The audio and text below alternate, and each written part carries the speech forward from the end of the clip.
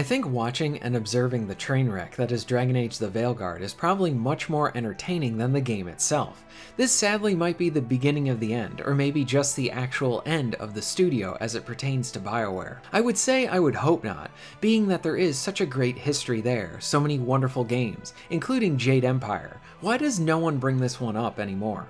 Might have to showcase that one more on the channel. But I would wager too that much of the talent, the writers, designers, team leaders, and directors and all of that, they don't seem to be there anymore. And who they have now does not have the same level of talent that the studio is known for. It definitely has me thinking that if the same team that made this Dragon Age game is the one making the new Mass Effect, then that series is going to end up the same way as Dragon Age is going here. But maybe the team handling the new Mass Effect is better, a topic for another day. But now with Veilguard, they have a game that is not getting the players, nor does it seem to be having the sales that they want. And now EA and BioWare is trying to do a marketing tactic to lure in new players, with the appearance of a good deal, when in fact it really isn't that good. It's almost a trick, and maybe a bit disingenuous too. So EA and BioWare are running a limited sale for Dragon Age the Veilguard. They are discounting the game by 30%. That is a pretty big discount for the game, now just being a little over a month old. Like, it hasn't even been out that long, like relatively speaking, and now we are seeing the discounts coming in. So you might be saying, it's a discount. How does something like that seem like a trick, or maybe even a bit disingenuous? Well, the version at least on the PS5, that is the only one on sale, is the deluxe version. This is normally $90. With the 30% discount, it knocks it all the way down to $63.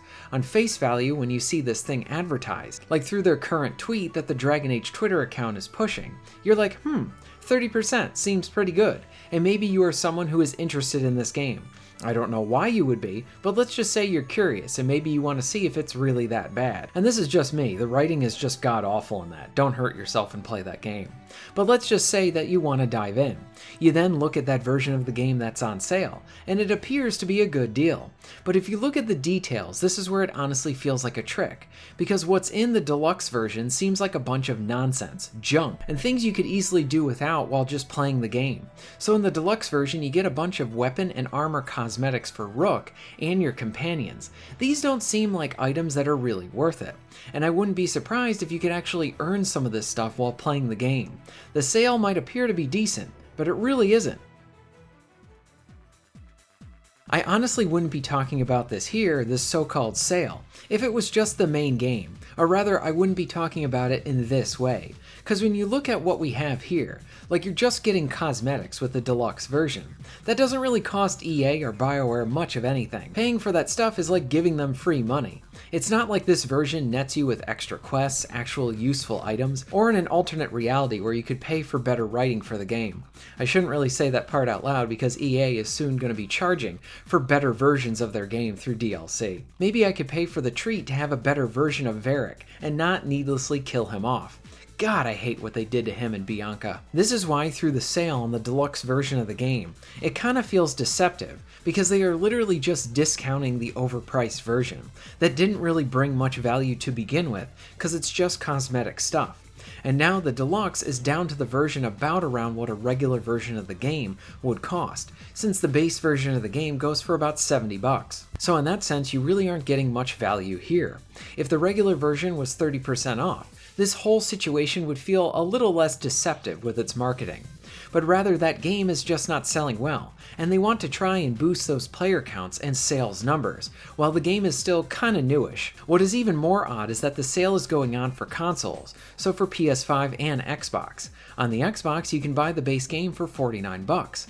But this is not provided to PlayStation players. Why is that? I don't get it, and it makes for a lack of consistency for the sale, and honestly it's just a bit confusing. Even better yet, why is this not on sale on PC too? EA and BioWare probably thought this was a good idea to try to do something like this, a limited access sale for the game, to entice people to try it out. But honestly, if I was going to attempt this, like if I was working for EA and BioWare, I would do this across the board on each of the 3 major platforms. So it's even funnier that this current sale feels deceptive, but it also just feels incompetent in how they went about it. Hey, maybe it works out for them. I didn't major in sales or marketing in college, so they might know better. The last little bit that I wanted to poke at here that I thought was funny was how the Dragon Age Twitter account was using that the Time had named Dragon Age their Game of the Year, and they are using this as a means to sort of get you to buy this title on sale. I made a whole video on how it was stupid they chose Dragon Age for this. If you want to watch it, go there. And I also advertised other games that are much worth your time. But pertaining to the Time and their choice, it's less about their selection and choice of Dragon Age, and more so their reasoning for it. The Time did not praise the storytelling, writing, gameplay, or any of that, but their first item to praise was the character creator and how inclusive it was. It lets you have all the pronoun options and physical options that those modern day progressive weirdos need in their games, because if they literally cannot play as themselves, then they cannot enjoy the game. So here you have a website naming Veilguard as their #1 game for 2024, because it suits their agenda, not because of the merits of the game as a game. The whole thing is just absolutely silly, and furthering that the media is gaslighting into trying to get us to buy Dragon Age, into getting us to think that this game is actually great. Now sure, it used to be great, Dragon Age used to be awesome, even back 10 years ago. Inquisition did not match what Origins did, but I would argue that it was still a really great title. I was invested, I really enjoyed the story, the characters, seeing old favorites pop up and return, showing respect for the past. Was it perfect? No. Did it have issues? For sure. Was it fun to play? Most definitely. Heck, I even enjoyed Mass Effect Andromeda. A lot even. It was something I wish that they would even continue with. I would have liked them to explore that more stories there. And even though it had some flaws, and some of that modern day nonsense kind of baked in some places, but the focus was still on good shooting gameplay, enjoyable progression, and generally good character and story stuff. In the Times article naming Veilguard Game of the Year, they talk about how they didn't know if BioWare still had the sauce to make something great again, like to their BioWare name, citing that Andromeda and Anthem were both failures, but to them Veilguard was what proved that BioWare still has that magic. I would strongly argue here that Veilguard is proof that BioWare does not have any of that sauce at all. The bottle is empty. If this is the way they wanted to go for Dragon Age, and if they manage to greenlight another sequel, it's not how I want Dragon Age to be. And in my opinion, then Dragon Age pretty much just ended with Inquisition, and I'm fine with that. We don't need any more damage against this series. Though I did have someone who watched one of my videos and comment on them make a pretty good suggestion for a Dragon Age sequel. Essentially, a new game would open up with Varric summarizing the events in Veilguard, and then just have it be like he's reading a draft of a story he's writing. Turn Dragon Age into a joke, and have it be a way to just erase it and then retcon this game. It can be like BioWare's version of being like, we're sorry, here's the real Dragon Age game now. But that would require BioWare and EA to eat what they made, and then admit that they failed with Veilguard. And I don't think they have humility or anything like that right now.